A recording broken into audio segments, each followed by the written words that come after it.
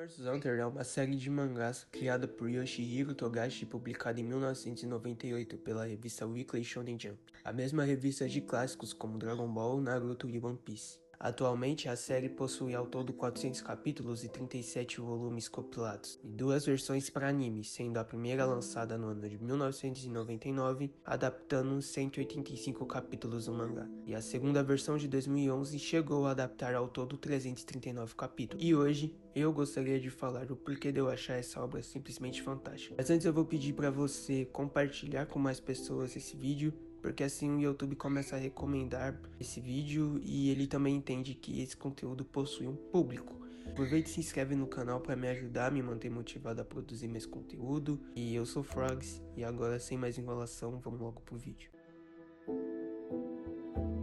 Para mim poder falar de Hunter x Hunter é obviamente impossível eu simplesmente não falar do enredo da história. Então se você clicou nesse vídeo, saiba que vai ter alguns spoilers, você foi avisado.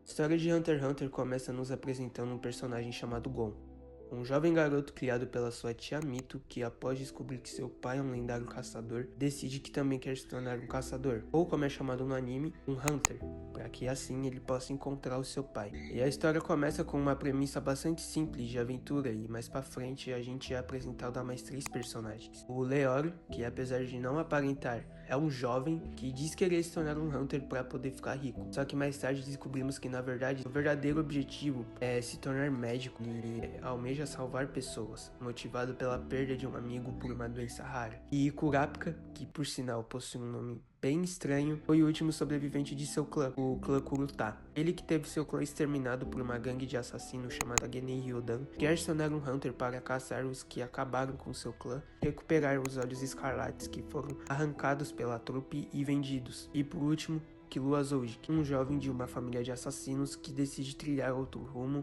e decide se tornar um Hunter simplesmente para poder achar algo que o faça mais feliz. E além desse trio de personagens principais, a gente também tem Hisoka, um palhaço sádico que gosta de matar pessoas e que tem uma tara muito estranha pelos protagonistas principais. E também os próprios personagens da Genei Ryodan, outro fantasma, que são bem interessantes e que ao longo da história possuem mais desenvolvimento.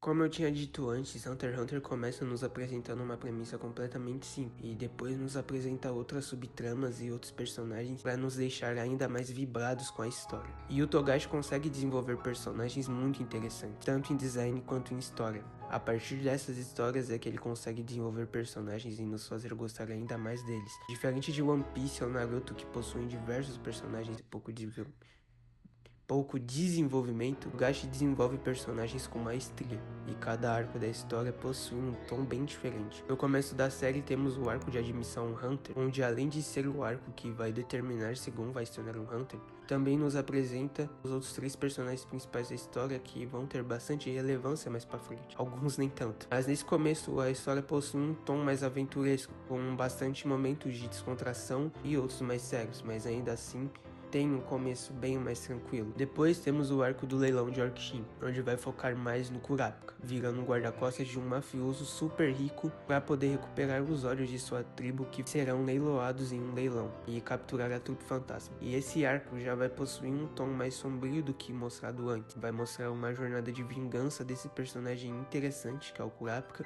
E também vamos descobrir mais sobre a trupe fantasma. Ao longo desse arco teremos lutas insanas e perseguições, e particularmente é o meu arco favorito de toda a história do anime. Logo depois temos Grid Island, esse arco que é uma espécie de isekai, onde os personagens principais vão parar dentro do jogo de videogame Grid Island. Foi criado pelo pai de Gon, Jim Freaks. Dentro do jogo eles precisam capturar cartas, e eu não lembro quantas cartas ao certo, para zerar o jogo e conseguir pistas do paradeiro de Jing. Só que obviamente as coisas não vão ser fáceis para eles conseguirem capturar as cartas, e esse arco também, assim como o primeiro, funciona como uma espécie de calmaria depois de um arco sombrio, tendo essa vibe bem de Sekai mesmo. E por último a gente vai ter o arco das Formigas Quimeras. Funciona como um arco de Battle Shonen intenso, cheio de batalhas épicas e momentos marcantes para a história. Então percebe-se que o autor possui essa versatilidade no jeito de contar a sua história. E outra coisa que o autor da série também é muito bom em fazer é sistema de poderes. Diferente de Dragon Ball, onde tudo se baseia em Ki. No Hunter x Hunter somos apresentados ao conceito de Nen,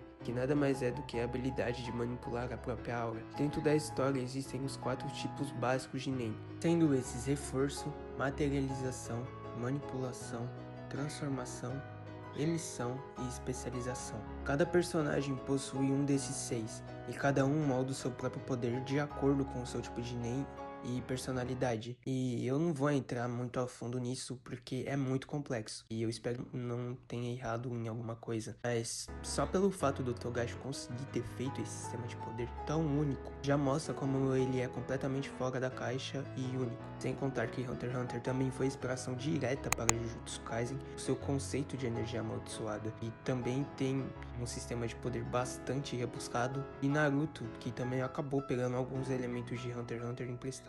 Enfim, acho que já deu pra entender um sistema de poder muito foda e uma versatilidade em contar as histórias, e um ótimo desenvolvimento de personagens, e é por isso que eu acho o Hunter x Hunter tão incrível. E eu acabei não citando o arco de expedição ao Continente Negro, porque eu acabei não lendo ele no mangá. O Continente Negro nada mais é do que o outro lado do mundo de Hunter x Hunter, o lugar onde deu origem às formigas quimeras, e também é o lugar onde estão presentes o que é conhecido como as 5 calamidades do universo de Hunter x Hunter. O Continente Negro foi citado por Jing após o final do arco das eleições. E dando uma resumida bem rápida, o arco das eleições é um arco que ocorre após o arco das formigas quimeras. Acontece que após os acontecimentos desse último arco, o presidente da Associação Hunter, Isaac Netero, acaba morrendo.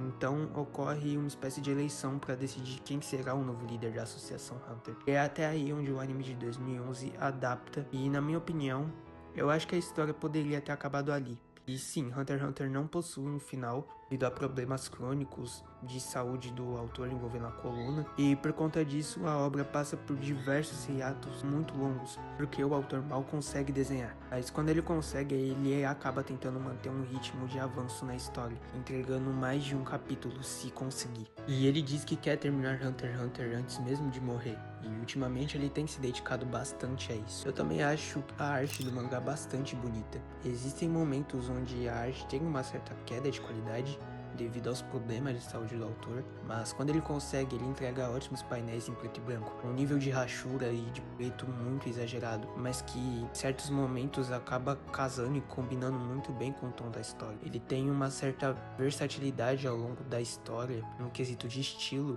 que eu acho que agrega bastante, combina bastante com o que eu tinha falado antes, sobre cada arco ter um tom bem diferente. E o trabalho de cores dele, que eu também simplesmente acho excepcional. Parece que ele usa um tipo de aquarela, e esse estilo de pintura que às vezes é um pouco mais jogado, combina muito com o traço mais sujo que o autor possui.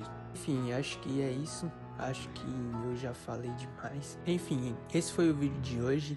Eu acho que eu já falei tudo que tinha pra falar, acho que já foi o bastante. E bom, se alguém assistiu até aqui, por favor, deixe um like e compartilhe o vídeo para poder me ajudar e para poder chegar para mais pessoas. Assim o YouTube ele entende que o meu conteúdo ele tem público e ele vai começar a recomendar mais. Se inscreve no canal também e me segue lá no meu Instagram de arte. Ultimamente eu não tô postando nada, mas eu prometo que eu vou voltar com alguma coisa. E é isso, eu espero que tenham gostado. Muito obrigado por assistir até aqui e até um próximo vídeo.